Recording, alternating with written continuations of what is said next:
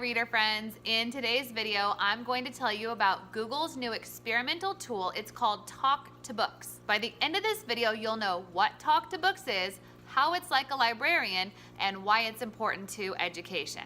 I'm Natalie Priester. I'm a teacher who likes helping other teachers. I'm also a Google Certified Innovator, and I read a lot. Let's get going with the 3 things you need to know about Google's Talk to Books. Number 1, it is a super duper nerdy search tool. So when you put your question into the search, it gives you answers in the form of passages from books.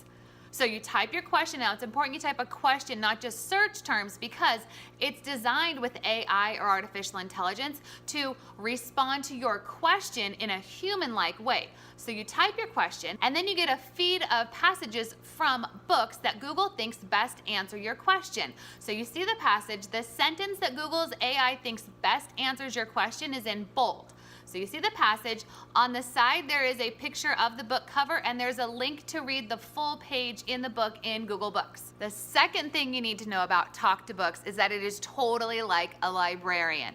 First way it's like a librarian is that when you're trying to find something out, you used to this was like back in the old days for our kids. Anyways, you used to go into the library and ask the librarian, hey, I'm looking up this is my thesis, this is what I'm researching, can you guide me toward the right books? Now, you can say that Google does that for you currently, but if you've used it for a while, you've totally hit the glitches like I have. Sometimes when I'm trying to look something up, I'll type an exact question into the search bar in Google, but the websites that come up aren't really what I'm looking for. What it tends to drive me toward is things like blog posts and even really old discussion board posts where someone used the exact question that I wrote as the title or in their response. And these things come up because they've been around for a long time and it matches closely with what I asked. But if I would ask a human that, they wouldn't take me to like a discussion board that like some moms did when I'm trying to find out medical advice about my kid, or it wouldn't take me to a mommy blog when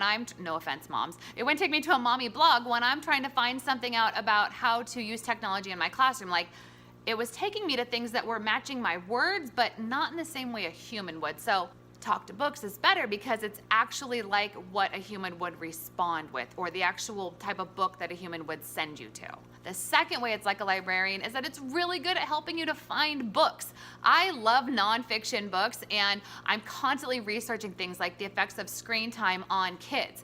And I'm kind of limited to things like Goodreads, Amazon reviews, people's blog lists. Like, I get kind of in this trap where I'm in the same books, and I love it if there's another book that has like a little section about screen time, and I already tested it. I put some of those things into the search field, and I found books that I haven't read yet, and I'm like, oh my God, I want to add these to my list. The third thing you need to know about Talk to Books is that it is another tool that is going to change the way we teach, well, at least impact it, because teachers already know that Google's changing the way that we ask questions, the way we run our classroom. Like, many of us know the statement, thou shalt not ask questions to which Google is the answer. By the way, I think David Thornburg said that first. Teachers, am I right? Leave me comments below. Anyways, we know not to ask Googleable questions, but we normally mean not to ask like lower level fact-based questions to our students. But Talk to Books is taking it up a notch even further, because kids can put their exact essay prompt into Talk to Books and get text evidence right away. Now, the downside of this is that the kids don't have to read the entire book to pull that text evidence. So they may lose some of that contextual understanding that comes with it. And sometimes teachers assign prompts to get kids to read. So that's going to be a challenge. But on a positive note, Talk to Books is going to help students to find more resources to back up their claims. I'm curious to see how teachers are going to respond to Talk to Books. Like, are they just not going to know about it? I hope you are. Teachers, pay attention. It's a real thing. That's why I made this video. Anyways, I'm curious to see what teachers are going to do. Are they just going to blow it off, or are they going to find ways to include this into the research and writing process as we continue to teach kids how to support claims with text evidence? Also, I think it's going to be a really good tool for college students. I know when I was in my master's programs, I would have really appreciated a tool that helped me to find more sources to back up my research. So it'll be interesting to see what happens. Teachers, how are you going to use this? What are you going to do about it? Do you think it's not going to affect you? Leave a comment below. Okay, reader friends, it's time for all the fun YouTube-y stuff. First of all, question of the week. What is the first thing you're going to ask Talk to Books? Write your first question down below. I'm super curious. Like, what's the one thing you wish the book could tell you? I'll write my first question down there too.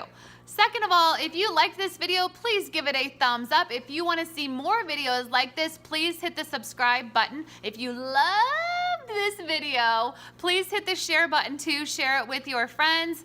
While we're speaking of friends, we should be friends. I'll put my social media links down below so we can be internet friends.